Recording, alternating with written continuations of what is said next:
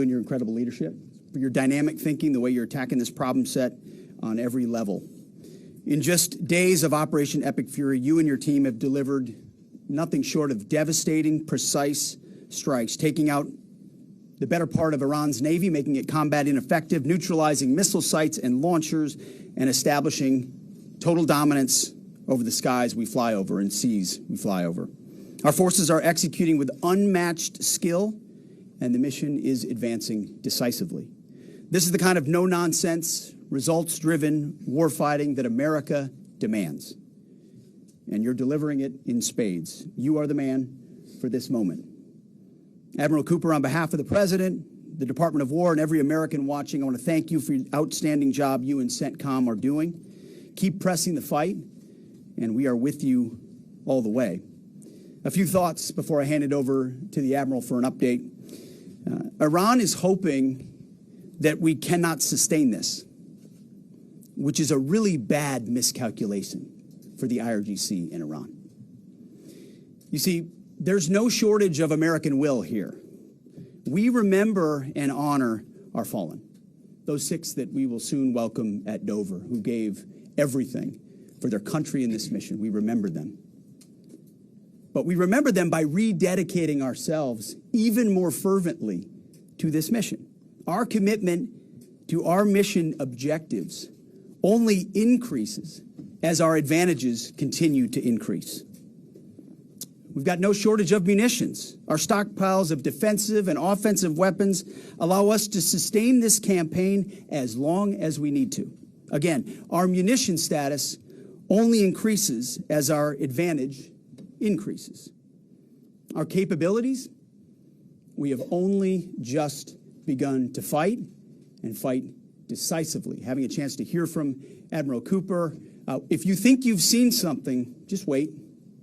The amount of combat power that's still flowing, that's still coming, that we'll be able to project over Iran is a multiples of what it currently is right now when you add up our capabilities and those of the Israeli Defense Forces. And we have no shortage of authorities. The Admiral knows we have clear objectives with maximum authorities on the battlefield. The dumb, politically correct wars of the past were the opposite of what we're doing here. They had vague objectives with restrictive, minimalist rules of engagement. No more. Our authorities, his authorities, CENTCOM's authorities through the President and myself are maxed out. Our capabilities are overwhelming and gathering still, as are those of our Israeli partners. Our munitions are full up, and our will is ironclad, which means our timeline is ours and ours alone to control. As long as it takes to ensure the United States of America achieves these objectives. And as we flow more forces, and as we flow more capabilities, and as our munitions, as we're flying over the top, have even more devastating effects, we set the tempo, we set the timeline, led by the commander on the ground. Our ear is to the ground to listen to Admiral Cooper. What he needs and what he needs, he will get. We are built for this fight, and we are in it to win it. And we have the right commander in the lead. So I'll now hand it over to Admiral Brad Cooper to give you an update right here from CENTCOM. Admiral. Mr. Secretary, first, thank you very much and good afternoon, and welcome to U.S. Central Command Headquarters, America's Warfighting Headquarters. It's great to be here alongside the Secretary and representing the more than 50,000 men and women in uniform currently executing Operation Epic Fury. So, Mr. Secretary, first, thank you very much for your leadership and support and the very clear vision and objectives that you've given us to allow us to use overwhelming force against the Iranian terrorist regime. And thanks to all of you for attending today, and welcome to Tampa. We are now starting our 6th day of a historic mission to eliminate Iran's ability to threaten Americans. We are, if I could channel my inner Navy officer, we are at full speed ahead in executing orders given by leadership in Washington. The President and Secretary Hgseth have been crystal clear in their expectations, and we are at a high level of execution. As described by the Secretary and earlier this week by me, U.S. combat power is building as Iranian combat power declines. Our air dominance allows us to hit Iran's center of gravity with overwhelming power and reach. A couple of examples. In just the last 72 hours, America's bomber force has struck nearly 200 targets deep inside of Iran, including around Tehran.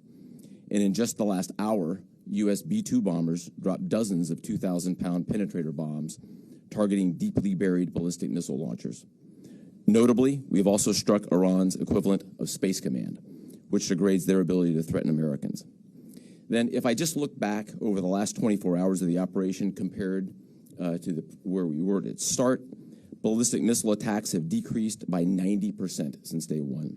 Drone attacks have decreased by 83% since day one. Having said this, we remain vigilant. Our strikes against the Iranian Navy have intensified. You may have heard the president say just a little while ago that we have sunk or destroyed 24 ships. That was true at the moment. We're now up over 30 ships. And in just the last few hours, we hit an Iranian drone carrier ship, roughly the size of a World War II aircraft carrier. And as we speak, it's on fire. The president gave us another task, to raise or level Iran's ballistic missile industrial base. So we're not just hitting what they have, we're destroying their ability to rebuild. And so as we transition to the next phase of this operation, we will systemically dismantle Iran's missile production capability for the future, and that's absolutely in progress. This is going to take some time, but our forces are well supplied, as the Secretary said, and we are absolutely ready to prosecute this mission decisively. Our combined joint forces have relentlessly destroyed Iran's air defenses over the past few days, and they've continued hunting for more systems to kill. Our air defenders are operating at the very top of their game. I couldn't be prouder, shoulder to shoulder with our partners in the region, in many cases, providing the most integrated air defense network in Middle East history. We are fighting to win. Through combined U.S. and Israeli combat power, we will continue decimating Iran's ability to project power outside its borders. And if I can just conclude by saying a strong salute to the brave men and women who are out on the pointy edge of this, really doing exceptional work. I just couldn't be prouder, and I know the American people share in that same pride. So thank you very much. Absolutely. And with that, we'll take a few questions. Yeah, right here. Sir, appreciate it.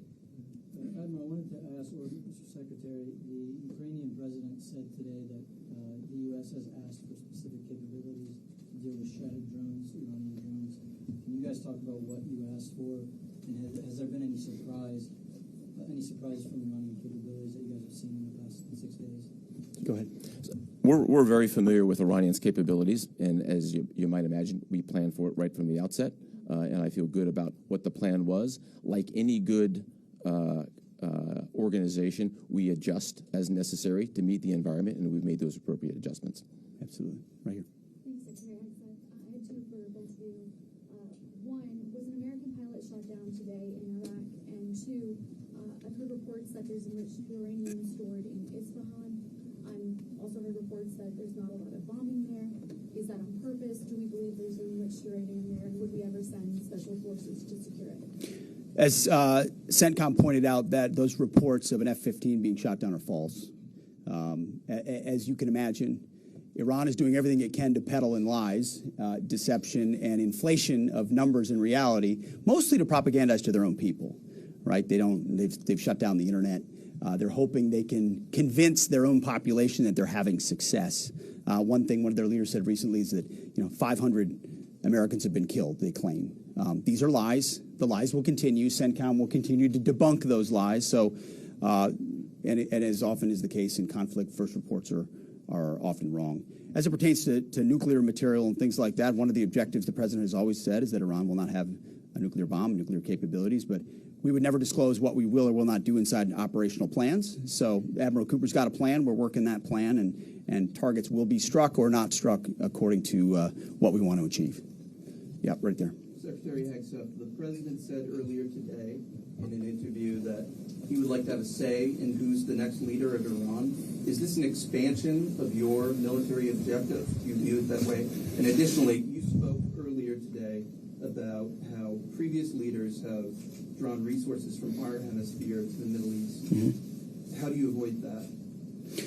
Well, there's no expansion. Ultimately, I think the president's having a heck of a say in who runs Iran, given the ongoing operation we have. So there's no expansion in our objectives. We know exactly what we're trying to achieve. I think today's a great example of what this War Department is capable of doing. I was just in another part of Florida today where we announced, America's counter cartel conference 18 countries coming together from Central, South America, and the Caribbean, coming together to fight cartels.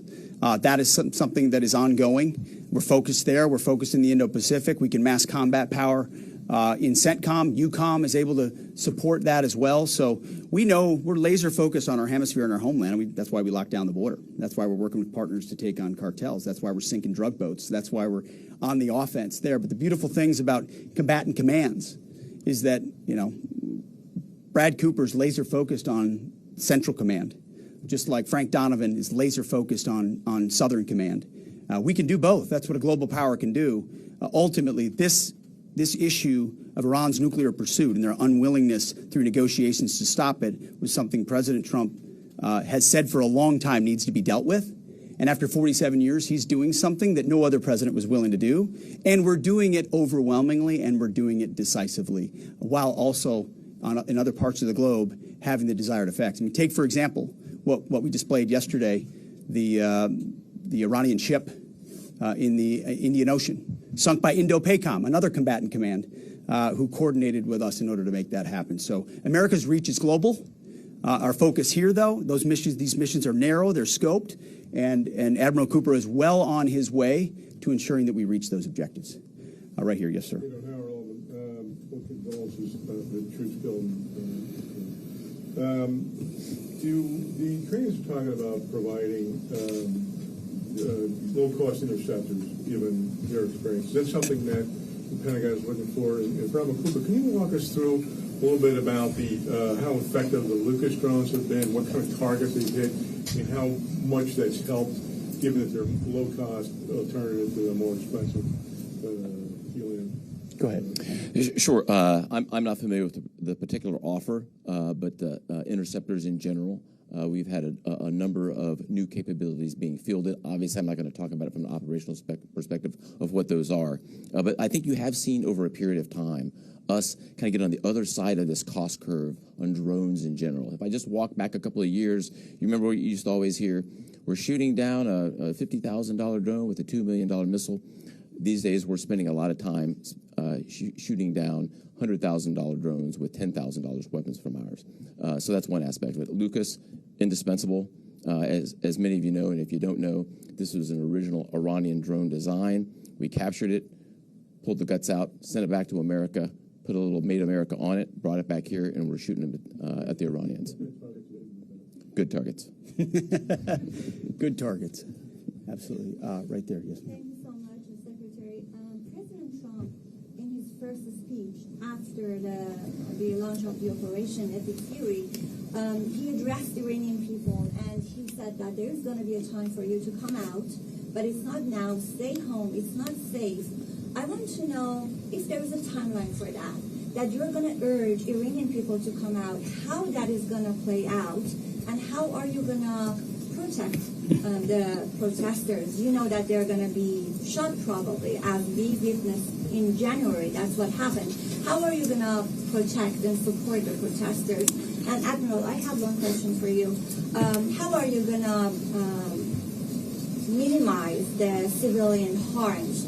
We have a lot of evidence that the Basij units, IRGC commanders, they are now gathering in schools, in hospitals, in purely residential areas because their headquarters are bombarded, they are ruined, of course. So how are you going to protect the civilians while you're attacking the IRGC people hard? Thank you. I would just say on the protests, obviously the Iranian people showed a lot of courage in those protests, and we saw the Iranian regime was revealed for what it is in the way they reacted to that. The world saw that. No one's done more than President Trump to reopen the opportunity for those who want a free Iran to do so. Ultimately, it's common sense, as he said up front. Don't go out and protest while bombs are dropping inside Tehran and elsewhere. So there will come a moment where he determines, or they determine, that it's the time to seize that advantage. But there's a lot of things we're doing and the Israeli military is doing, targeting those individuals who are targeting those who protest. The more you do that and you erode their will and you erode their capabilities, the more you create an opportunity for people to boldly stand up. Yeah, I would just reinforce the point. We're targeting the people. We're targeting the headquarters and the people who are targeting the protesters, first and foremost. I'd also just double down on the president's comments that he previously made to the people.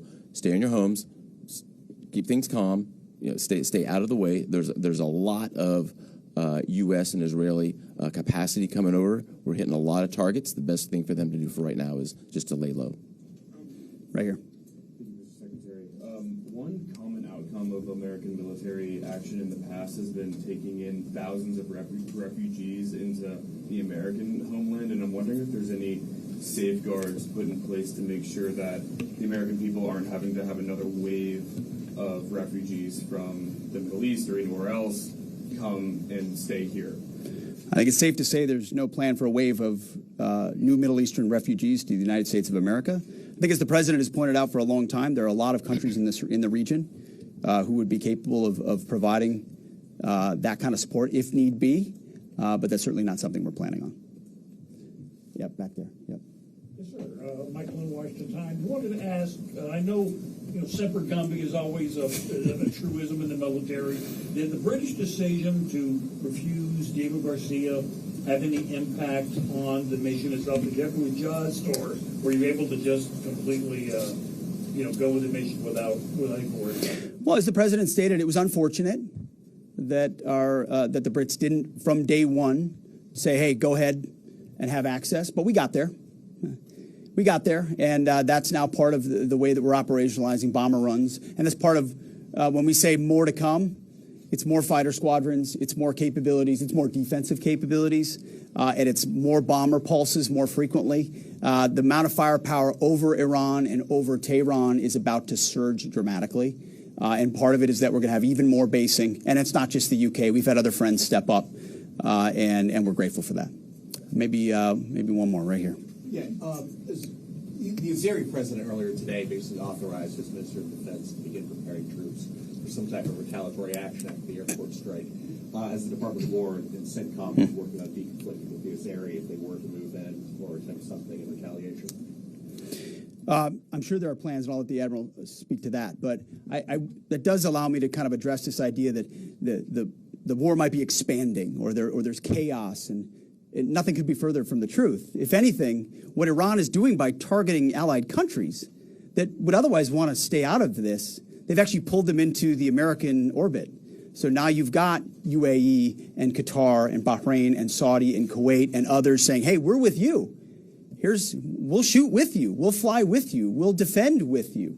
We'll allow you more basing and other opportunities," a lot of which we can't talk about and won't talk about. But it's actually firming up the unity of the resistance in order to focus exactly where we need to. So this idea that it's expanding or going, no, it's actually simplifying in a number of ways exactly what we need to achieve and how we'll achieve it. I don't know if you anything to add to that. I won't get ahead of policy in terms of what we might do. What I will point out is this is now the 12th country that Iran has attacked. 12 countries, and it goes right back to the Secretary's point.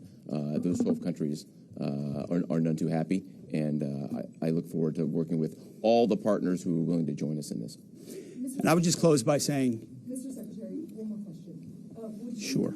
What is your message to Americans who are concerned about security here at home with the change-up that we're going to see at the Department of Homeland Security? Well, I think Kristi Noem did an excellent job over there securing our border and keeping us focused on threats, and President making a change. We all serve at the pleasure of the President. I'm sure Mark Wayne Mullen will do a fantastic job. He's been a friend of mine for a long time. But Kristi did a great job setting us up for success. So I don't have any concerns about whether or not the homeland will be covered down on. And I'll just end by saying I wish every American could get a chance to see what we see.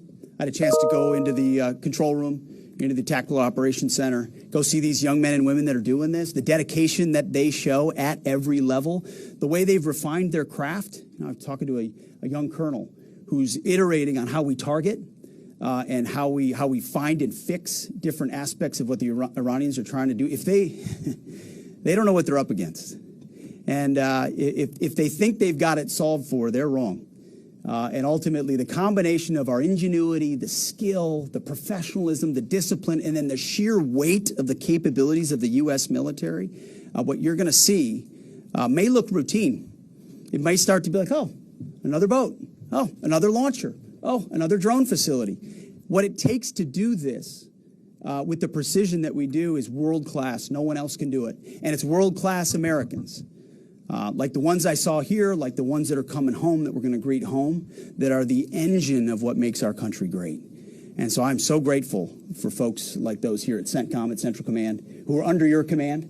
Thank you for your decisive leadership. And all I'll say to you is what I say to them, keep going. Because the President and myself, we have your back. Thank you, Admiral. Appreciate it. Thanks very much. Thank you all.